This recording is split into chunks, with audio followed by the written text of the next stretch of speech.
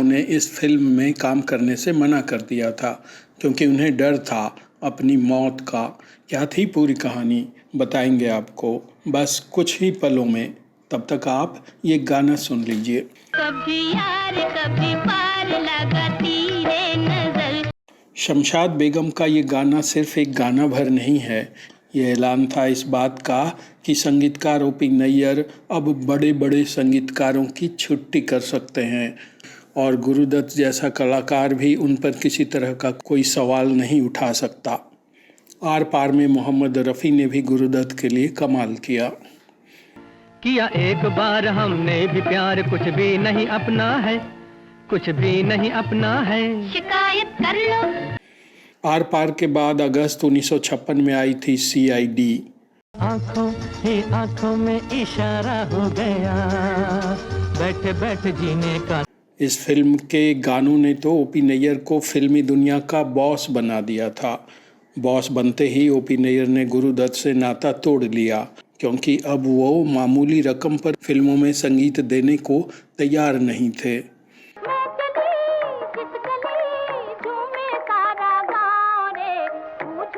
कहा जाता है कि पैसे को लेकर ओ.पी. नैयर और गुरुदत्त के बीच काफ़ी झमेला था और ये झमेला कई साल तक चला था।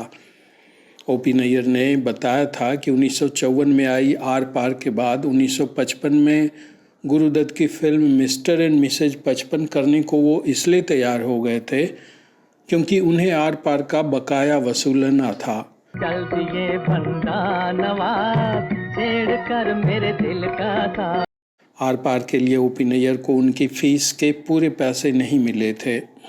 ओ.पी. नैयर ने बताया था कि आर पार के लिए गुरुदत्त ने उन्हें 5,000 रुपये देने की बात कही थी, लेकिन उन्होंने पूरी रकम दी नहीं थी और रकम का 3/4 हिस्सा अब भी बाकी था। सुन सुन सुन सुन जालिमा, प्यार हमको तुमसे हो गया। ओ.पी. नैयर ने मिस्टर एंड मिसेज 55 इसलिए की ताकि वो आर पार वाला अपना बकाया पैसा गुरुदत्त से निकाल सके। कैसे आता होश में जो पहले ही बेहोश था, कैसे आता होश में जो पहले ही बेहोश। जब CID आई तो इसके सुपरहिट गानों के साथ संगीतकार ओ.पी. नैयर भी सुपरहिट हो गए। उनका मार्केट वैल्यू बढ़ गया।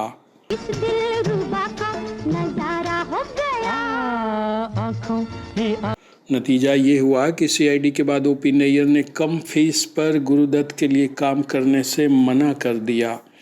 CID के बाद तो ओ.पी. नैयर ने ऐसा संगीत दिया कि पूरी फिल्मी दुनिया उनकी दीवानी हो गई। बाजार उनके चरण चूमने लगा, प्रोड्यूसर्स उनके घर के आगे लाइन लगाने लगे। उड़े जब जब जुल्फे तेरी, कवारियों का दिल मचले। ऐसे ही काफ़ी साल तक चला। फिर एक लंबे वक्त के बाद 1963 में गुरुदत्त एक बार फिर ओ.पी. नैयर के पास आए अपनी फिल्म बहारें फिर भी आएंगी के लिए। इस फिल्म में गुरुदत्त खुद हीरो थे और वो चाहते थे कि ओ.पी. नैयर इसमें संगीत दें।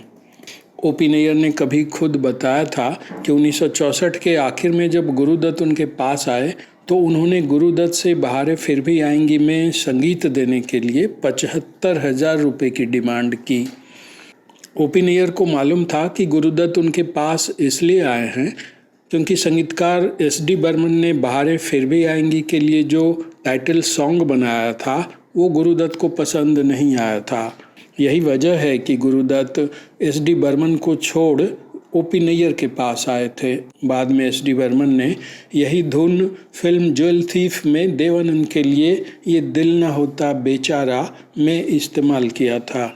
इसे गाया था किशोर कुमार ने। ये दिल न होता बेचारा, कदम न होते आवारा। ज्वेल थीफ आई थी 1967 में। ओ.पी. नैयर ने बताया था कि जब फिल्म बहारें फिर भी आएंगी के लिए गुरुदत्त से बात हो गई तो उन्होंने कि गुरुदत्त इस फिल्म के लीड रोल में थे और उन्हें लेकर फिल्म के कुछ सीन्स शूट भी कर लिए गए थे, लेकिन बीच में ही यानी अक्टूबर 1964 में ही गुरुदत्त की मौत हो गई और बहारें फिर भी आएंगी अधर में लटक गई। गुरुदत्त की मौत के बाद बहारें फिर भी आएंगी बड़ी मुश्किल में पड़ गई गुरुदत्त की मौत को अपशकुन मान कोई हीरो इस फिल्म में काम करने को तैयार नहीं था। इस फिल्म को पूरा किया गुरुदत्त के भाई आत्माराम ने। बहारें फिर भी आएंगी आई थी 1966 में। O.P. नैयर ने 5 गीतकार लिए थे। ये गीतकार थे अजीज़ कश्मीरी, कैफ़ी आजमी, अनजान, शेवन रिजवी और S.H. बिहारी।